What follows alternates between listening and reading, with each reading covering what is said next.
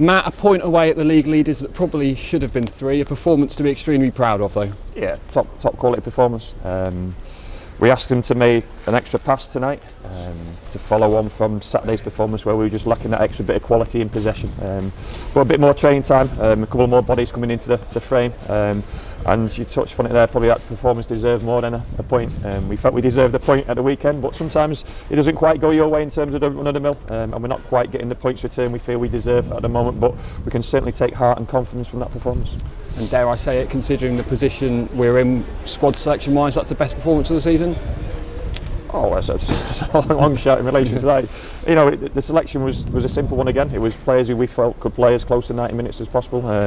Not many would see Harry Kite right of a back three, let alone alongside Czech Diabate, who was outstanding again, and Grounds, he got through a certain amount of game time. I hope his calf injury isn't as bad as first feared, because we need him fit and available, certainly in Alex's absence, but he showed us up at the back as well and gave us a bit of composure in possession from the back line. A lot of pleasing performances, but still no win to show for it, but certainly a positive night. Let's follow up on Harry Kite. I had a few fans over at the end ask me, was he playing centre back when they saw the team sheet? Superb performance from Harry. Yeah, look, it allowed Jake and Josh to play their games, if that makes sense, and I didn't want to shackle them similar to what we had to do Saturday in terms of being too deep as fullbacks. I felt they'd get pinned in if they played at fullback. If we matched them as wing backs, and it'd be a case of 1v1 battles, which we felt our wing backs came out on top of, really. So I can trust Kitey's body in terms of playing 90 minutes. He's as honest as they come, he's quick, he's mobile, he can defend 1v1. They didn't quite not understanding, quite work out. They could have hit him in the area a little bit earlier, but Czech's mobile enough to cover certain areas. So in terms of a young academy back three, apart from Groundsy, look, it's a good night for Kitey because there's certain ways to be selectable, and he's ticking a lot of boxes at the moment. Everyone in League 2 knows about the firepower of Jamil, Matt, but we kept him quiet and the rest of the team quiet. We kept him away from the box. You know, he's a handful. He's a fantastic player at this level. But how many times was he close to the 6-yard box and the 18-yard box, which is where he's most dangerous? His link-up play is good, but we kept him halfway line. So that was because we retained possession more than we have done previously, and our field position was better on the back of that. So we kept their front boys quiet, but their wing-backs have been their best players this season. And I thought Josh Key and Jacob Priest were excellent tonight. I'd say Josh Key, many a time, he just did what he does best, sometimes one at a corner. And I'm pleased for Josh because he's not been inconsistent by any means, but that was a top performance, and I know there was a lot of people here today because there's not many fixtures. So I had a lot of messages in the build-up to this game asking about Josh Key and is he playing and so on and so forth, because not only were they watching Josh Key, they were watching Kane Wilson and they were watching the left wing back as well. So I'm really pleased that we've got a feeling that Jake Caprice and Josh came out on top of those battles, because they were really 1v1 battles all night, and the rest of the group allowed that to happen. But there was a lot of good performances across the pitch, and you know, you come away to the league leaders, you think your goal's going to be tested more than it was, and Cam's not really had too much to do. If anything, their goalkeepers had more saves to make. You mentioned a few people were here tonight. Just to my right was Portsmouth manager Nicky Cowley. He'll be looking ahead of Friday. While the squad might be a bit different, I'm sure he'll be working out what to do Friday. I hope we got some bodies back. You know, George Ray's come out of isolation today, so he was at the training ground. Nigel Atangana due back in the next few days. The team will change on Friday. Let's be honest, 3 games in 6 days is an awful big ask on the back of 20 days off. And some of those players have spent those 20 days ill and in isolation and 10 days in their own house. So I'll have to rotate the squad to a certain extent on Friday, but we want to try and win that game of football, and we want to build on tonight. Like I say, performance-wise, Saturday I was pleased without getting anything off the game. We've got a point tonight, and we want to keep on building towards what's our strongest group together. A clean sheet, which we haven't had too many of in recent weeks, but that wasn't shows you what I know, Craig, because if there's ever a game which I didn't think we'd be able to keep a clean sheet in, it would have been tonight. League's leading goal scorers, we create the most chances, some outstanding attacking players, and that's maybe why we asked the boys to play in a certain manner tonight, because we had to attack and have real intent in us.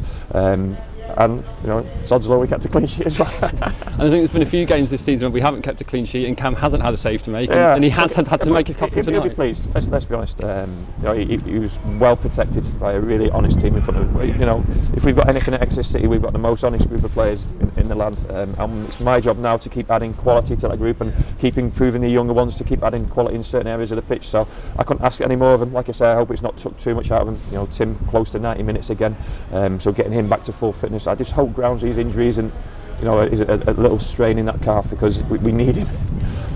How are the lads in the dressing room? Deflated or pleased that it was? Deflated. It's strange because performance-wise, the last 2 games now we've been close to where we need to get to, and we've not got much to show for it. So, you know, I said on Saturday it's a results business, and we want to we want to start picking up points again after a disappointing December. Let's be honest, but they've got to take heart and confidence from that performance. And you know, the more time we spend together, the stronger we get, and with the bodies coming back in, we'll only get stronger. So, you know, a real boost in the arm in terms of when we needed it in relation tonight. But it was the manner of the performance which was most pleasing, and some of them will be sat there really tired and fatigued. Let's be honest, Czech cramped up after 60 minutes on Saturday, and we almost had a stop clock to see how long he could last tonight, and he lasted 90 minutes. So he's shown Saturday was probably a freak one in relation to all the adrenaline and all the sort of body building towards a big league debut, so to speak. So fantastic for him to get through 90 minutes, and Harry Kite in another position's another find in relation to that. So more positive moments tonight. I said it was positive day Saturday despite the scoreline. We would now want wins to back up positive nights. City fans always travel well here. 850 tonight. First day back at work for many as well. Yeah. Superb turnout once again. Yeah, fantastic. One of the closer ones. And there's nothing better than, as an Exeter City manager, being stood on this touchline and looking across to that stand and seeing it full. And even before the game, Cam comes in early from the warm. I say, what's the atmosphere like? And he just said it's just our fans, same as it was Saturday, just our fans. That's no disrespect to the home fans or opposition fans in relation to the noise they make, but our fans are fantastic. And as much as I was clapping them at the end, I was trying to clap the team and them at the same time, because both deserve the same recognition. And finally, what a platform to build on, not just for Portsmouth but for potentially the game against Cambridge and the league game against Scunthorpe. Yeah, let's see how they are first and foremost. The ones who played 2 nighties in quick succession on the back of not doing much for a period of time, we've got to assess them in the next few days and putting no one at risk. Getting Stubbsy back on the pitch, another bonus, and hopefully he'll get game time on Friday. So all of a sudden we're starting to shape towards what we might have been previously in the season, and there's more bodies to come back, and we're in a transfer window as well. So a positive night, but let's start putting wins on the board.